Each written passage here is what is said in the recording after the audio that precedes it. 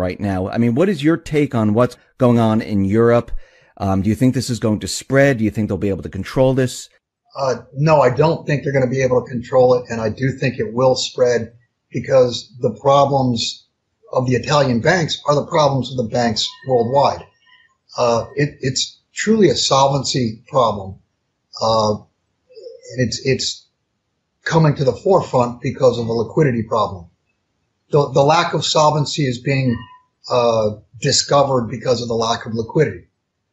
And as a matter of fact, just this morning, there's an article out that Italy is angered at the ECB because the ECB is suggesting that there is a bank run problem with the Italian banks. So that's obviously going to hurt their ability to try to recapitalize and get, like you said, the 8.8 billion euro shortfall. Think about it. Would you invest in Italian banks? I mean, that's what it amounts to is they're trying to recapitalize. They need investors, and short of investors, you'll see bail-ins. So you do think that we're headed towards that bail-in type of scenario right now? Yeah, that's why the bail-in legislation has been written for the last couple of years all over the world, is because they knew this was coming. I mean, it's not a big surprise. This was pretty much a mathematical certainty that they're going to have to bail in depositors in order to survive. I mean, do you think these central banks are feeling pressure? Because, I mean, look what we had. We had the Brexit where they said, you know what, we don't want to be part of the central banking system. We had the Italian referendum. And then here in the United States, Trump was elected. So do you feel the central bankers are feeling pressure right now? Oh, absolutely. And plus we've got the French vote coming up. And then later in next year, we've got the German vote coming up. And you can see the rise of populism. You can see the rise of nationalism. And that's simply because people are feeling the bad economy. People know that there's something wrong. And that something wrong are the policies that were put forth by the globalists, and it's being rejected.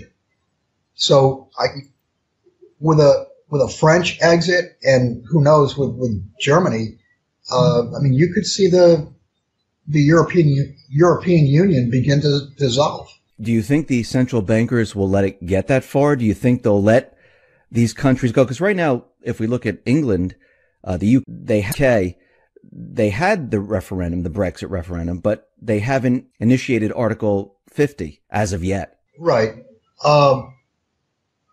You're asking if the central bankers will let it get that far. The central bankers can't control it. The central bankers' monetary policy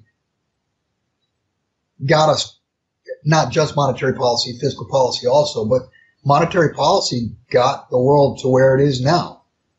And there is no monetary policy that's going to be able to change the mind of voters. The only way to change the mind of voters is to rig the voting machines. And I mean, the voters feel it. They know it. They sense it in their gut. They see it in their paycheck. They see it by the loss of jobs, etc. And monetary policy is not going to turn that around. If monetary policy could create nirvana many, many years ago, and things would be perfect. They're not. That is true. I wanted to get onto gold here, and we see gold around 1,100. In the beginning of the year, gold was doing quite well. It was, 1,300 plus. And ever since the midsummer or so, it's been dropping off. Why do you think that gold is going the opposite direction at this point? First off, manipulation is no longer conspiracy theory. Manipulation is currency fact. You've had Deutsche Bank admit to manipulation in silver and gold. You've had, HSBC, UBS. You've had a bunch of banks admit to manipulation. So us crazy tinfoil hat wearing conspiracy theorists have been proven right, And we've said all along that paper contracts on the COMEX, paper contracts on the LBMA are being dumped wholesale in order to suppress and push the price down. And those paper contracts are not gold. There's no gold behind those contracts. We are seeing $20 to $40, $50 premiums of the cash Shanghai market over COMEX and LBMA. And I've said this many, many years ago that when the COMEX game ended, you would see a big spread between cash and physical. I'm sorry, the paper and the physical, and that would begin to widen. And it is, if you look at silver, it got to over a $2 spread. That's over 10%. So a spread of $2 on silver is more than enough to arbitrage. And that arbitrage is going to wipe out the inventories, the physical inventories. And that will spell the end.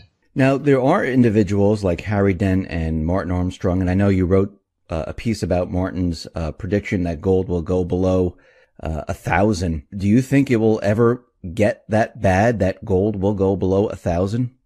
Yeah, you could see gold go to $10 offered, no bid in the paper markets. That's not gold. Physical gold, I don't think you'll see go below $1,000 an ounce. When you're trading real gold, and you got to understand there's a big difference between real gold in your hand and a contract. Contracts are made to be broken. I do want to mention, as far as you brought up Harry Dent and Martin Armstrong. First off, Martin Armstrong, before he got out of jail, wrote about manipulation. He was screaming bloody murder back in 2010 regarding silver. He also did a calculation that I've done several times before. He did a calculation of, and this was 2011, of U.S. debt versus the supposed gold, and I think he came up with a figure of $25,000 or $30,000 per ounce. He forecasted $5,000 gold and said that that's extremely conservative. He more recently wrote that once he got out of jail, he's been a gold basher ever since. And then this past year, he wrote that gold was devalued in the 1930s, and then went on and tried to explain why and how it was devalued.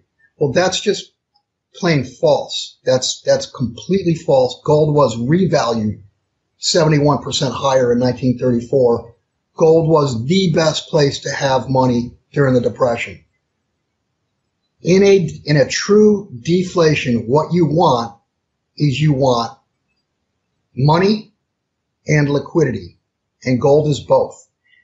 As far as Harry Dent is concerned, and I've written a couple articles on the flaws in his thinking, Harry Dent claims that the dollar was the best place to have capital during the Depression. And that's false. The best place was gold. Back then, gold and dollars were interchangeable. Before 1934, you could go into a bank with $20.67 and you could walk out with 1 ounce. Or you could walk in with 1 ounce of gold, turn it in, and walk out with $20.67. They were interchangeable. They were one and the same until that peg, if you will, was broken. Gold was confiscated. It was revalued higher to $35. Gold, the flaw in Harry Dent's entire premise is that the dollar is money. The dollar is not money. Gold is money. The dollar was always a derivative of gold. Now it's the antithesis of gold. Dollars and gold are the opposite.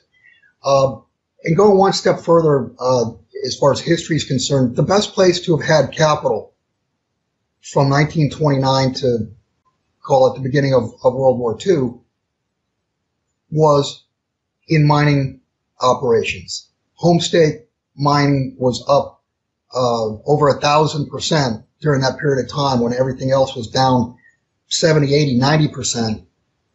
And the dividends they were paying by the end of the decade were more than what the stock was valued when you could have bought it at first in 1929.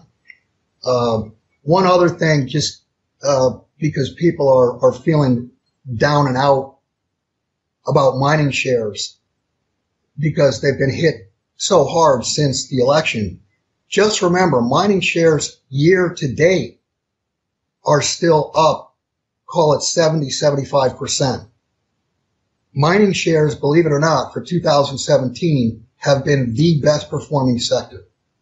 Even though it doesn't feel like it. I mean, they've been crushed, and people from the election, they feel like they've been shot in the heart. We had the Fed right now, since we're talking about gold, and I'm thinking back to 2015 going into 2016 when they raised the interest rates by 25 basis points in December.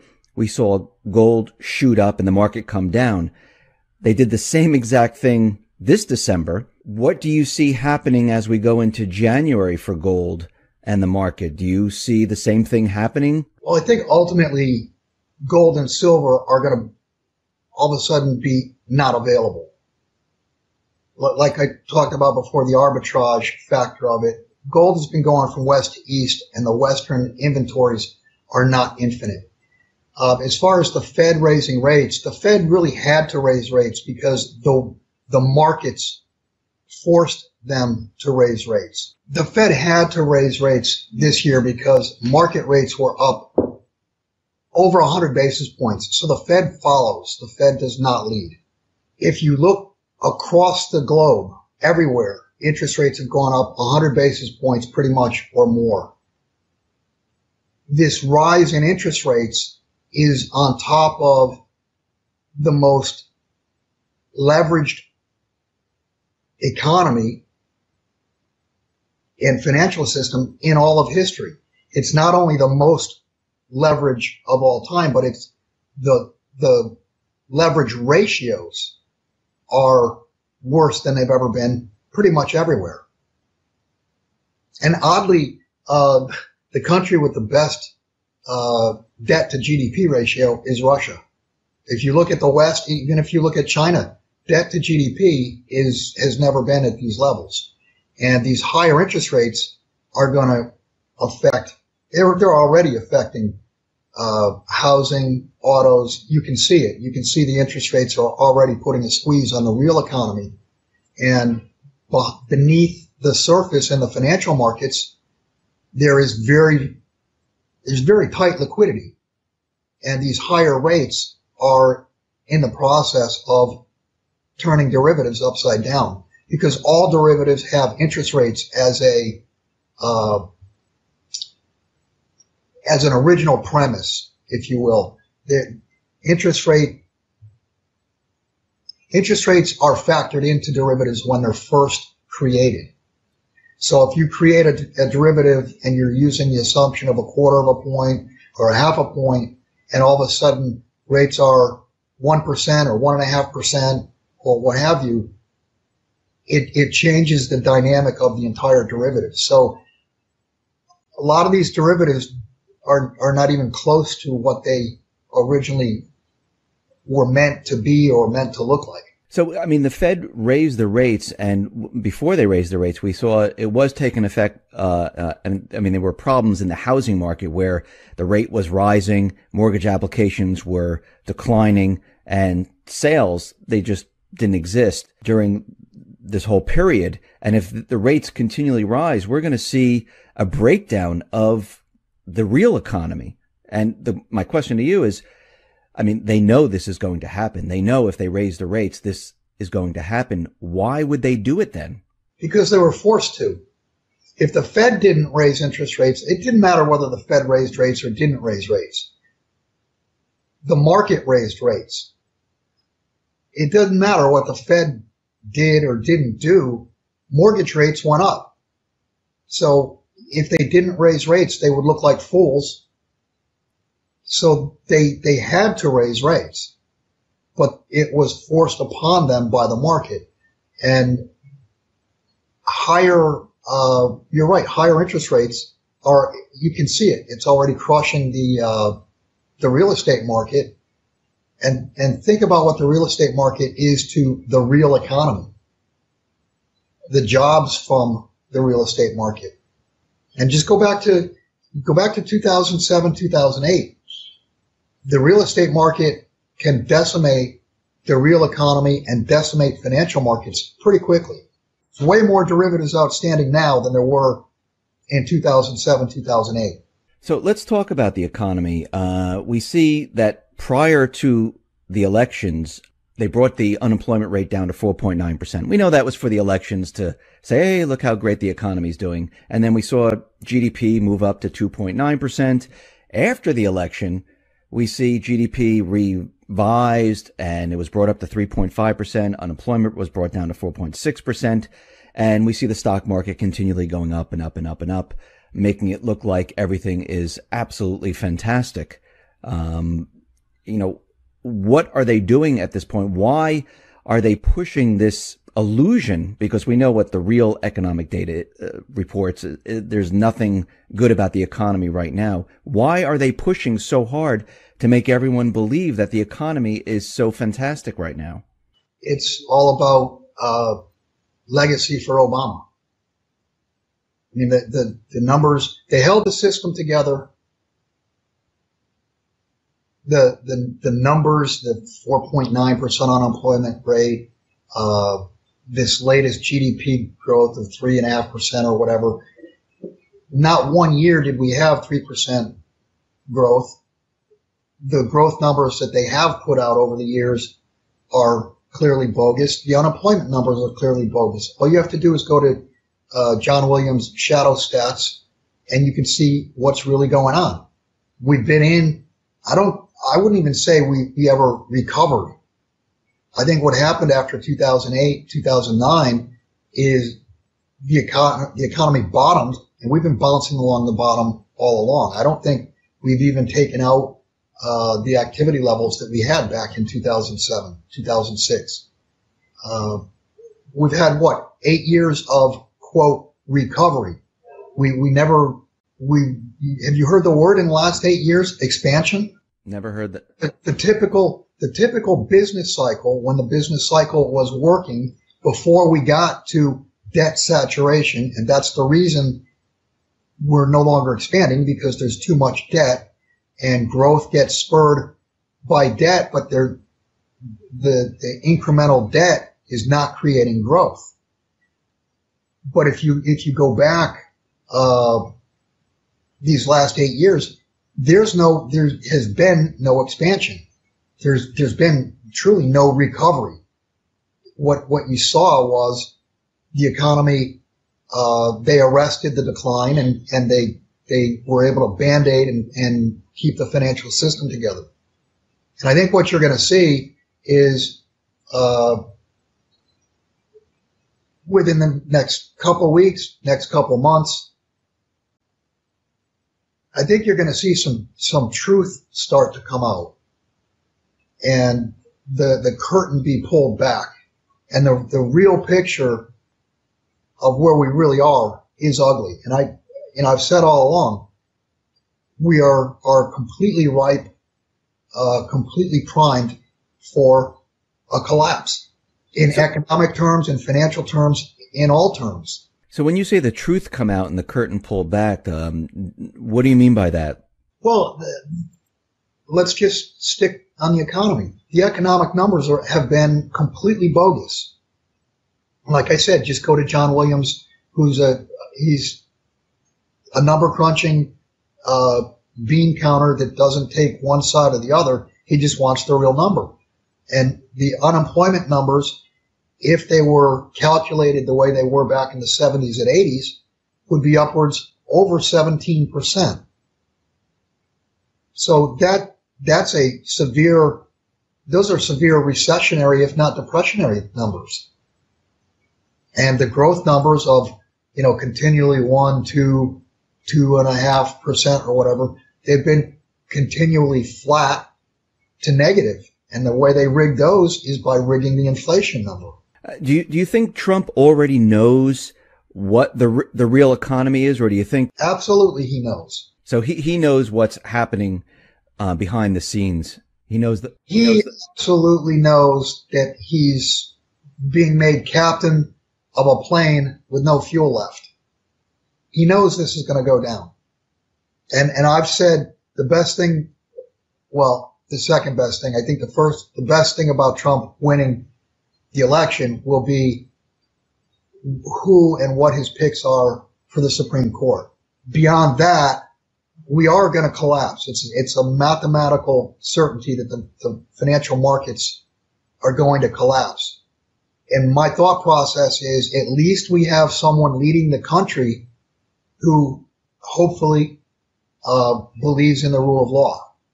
I mean, had Hillary won or the Obama be able to go another 4 years or whatever, you could see the rule of law going away. And the rule of law for the average person would have been steamrolled. And I mean, with Trump as president, it's still not going to be a rose garden. But at least I hope and I believe there will be some fairness and adherence to the laws that are on the books, and they will apply to everyone. I mean, we're getting word from J.P. Morgan Chase and the central banks where they're warning that, if Trump puts his policies, his economic policies forward, we might see a turn in the market in 2017. Do you think this is going to be payback under Trump, saying, okay, listen, we didn't get what we wanted. He's not listening to us. So we're going to bring this down under him and blame him for all of this. Well, that goes along with the theory Jim Sinclair put forth when he simply asked the question is, will the machine work for Donald Trump? Will the machine work for him? And I think the answer is no. I think they've stretched it as far as they can. They're not going to be able to hold it up one way or the other. So why not just pull the plug? And you got to understand, this big money that you're talking about is already positioning themselves short the market, probably short bonds, certainly short or long silver and gold. They're pre-positioning themselves now for the plug being pulled. They'll make money. They'll still make money as markets collapse. Can Trump do anything to stop it? I mean, does he have anything in his arsenal, in his bag of tricks to stop what is coming? What could one man, what could a president possibly have in a bag of tricks? I mean, you're talking about Mother Nature. You're talking about Mother Nature has been defied for years by a globe borrowing continually more and more capital to have a better and better standard of living while being accommodated by central banks that printed money supply out of thin air. So no, I don't think there's anyone on the planet, there's not a policy on the planet that can fix what's wrong. The final result is going to be a reset. Now, whether that reset is man-made or whether it's made by Mother Nature, it's going to happen. You cannot have, you can't build a house without a foundation. And in order for the globe to have a financial system, an economic system going forward that grows and is fair, you're going to have the great flush. What's been done has got to be flushed. All the malinvestment has got to be flushed. Once it's flushed, then we can start anew. But we're going to have to start with some type of foundation. And that foundation, the foundation to an economy, the foundation to a financial system is the money itself. So somehow, some way, money is going to have to be, I shouldn't say money, but currencies are going to have to be attached by ratio, some sort of gold backing. You've got to have that foundation in order to have true and real, honest working financial markets and economies. When we have this reset and we have this flush, will the dollar still be the reserve currency of the world, or are things going to change dramatically? No, I think you can already see that the movement away from the dollar to settle trade. I mean, you can see Russia and China doing deals in rubles and yuan. The day of the petrodollar is over. The dollar being the reserve currency, the dollar was the reserve currency because we had the most gold. That's why we were the reserve currency. And at this point, I think if an audit was done, you'd find out we have almost no gold. So how could we be the reserve currency? So will our currency be just a local currency then? I mean, Jim Rickards was out there saying that the SDR is going to be the new world currency. Do you agree with that? It could be the SDR. It's hard to say. You could have a basket, but whatever the world reserve currency does become will have some type of gold backing. It's got to be hooked to gold. So how do you see this year playing out in 2017? Do you see this whole thing falling apart in the beginning of the year, the middle of the year? Where do you see it all going? We should have fallen apart several years ago. And I mean, we had a false start last January and February. It looked like things were coming apart. As far as timing goes, your guess or anybody's guess is as good as mine. But mathematically, we've reached debt on a global basis. We've reached debt saturation, and the game's over. So it's a question of when. It's not if. It's going to happen. And I do suspect it will be this coming year in 2017. I think, like I said, I think there's going to be all kinds of truth that comes forward, and people are going to see for themselves that it's been a hologram. It's been a financial hologram. The standard of living has been way higher than it should have been, and that's because of debt. So when you say our way of life was too high, what level are we coming down to then? Oh, I think in the United States you could easily, I think the minimum standard of living drop will be 30%. And I think you could see easily a 50% drop or as much as 70% drop in our standard of living. We've lived way beyond our means for the last, 50, 60 years, as long as the country has run deficits.